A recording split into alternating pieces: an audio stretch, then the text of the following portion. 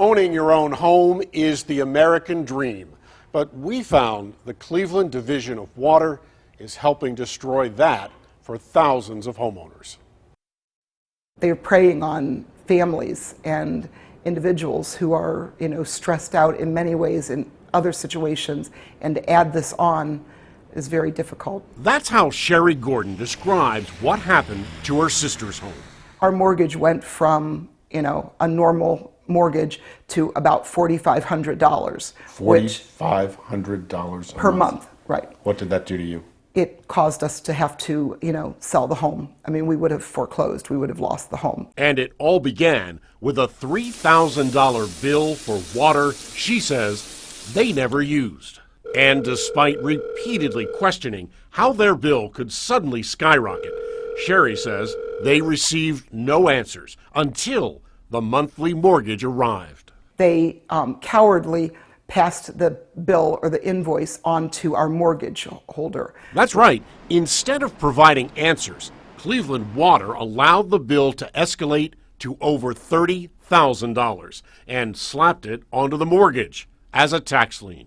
Did they alert you that they were going to do this, or did this come as a total surprise? It came as a total surprise to us. Never told you they put this on a tax lien? Never told us that they put it on tax lien. A tax lien that forced the sale for a loss, just to avoid foreclosure. It's incredible. I mean, it's a huge number of customers that are having their bills assessed onto their property taxes. How many?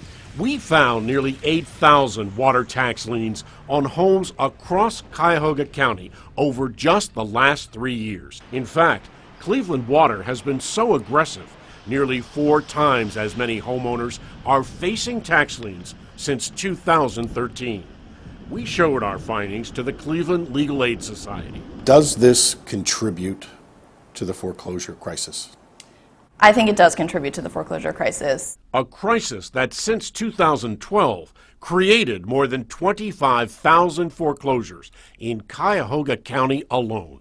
Frank Ford has spent years researching foreclosures. It's a red flag to suggest that this should be looked at carefully, because I think there's some evidence that if we're not careful about how we go about collecting, if we're too aggressive, we end up shooting ourselves in the foot. Ford says of those 3,600 water tax liens in 2015, 1 in 10 resulted in foreclosure, and 1 in 3 of those ended up vacant, increasing the likelihood of crime and vandalism. If they just lean hard on people who may be financially strained, they could end up forcing those people out of their home over a several $1,000s bill and end up in foreclosure. You end up with a vacant home. Plus, it costs taxpayers plenty, $10,000 to demolish just one foreclosed home.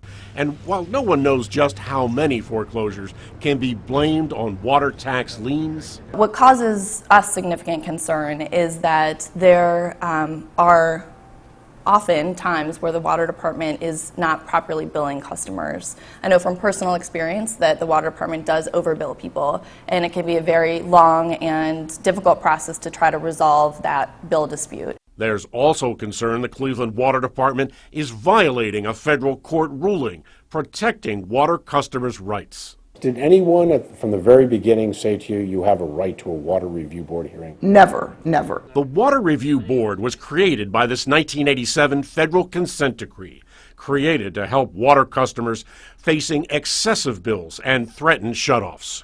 There are thousands of people, customers, and I can't speak to that. There's certainly a possibility that those violations are out there. Hearing about your story on the radio, I was driving and I heard that you were doing a report on the water department, and it just got my blood boiling because, you know, I lost my home because of them. And Cleveland's water department is putting a record number of tax liens on homes. At the very same time, our investigation has shown case after case of skyrocketing water bills that customers say they never used the water. I'm Chief Investigator Ron Regan.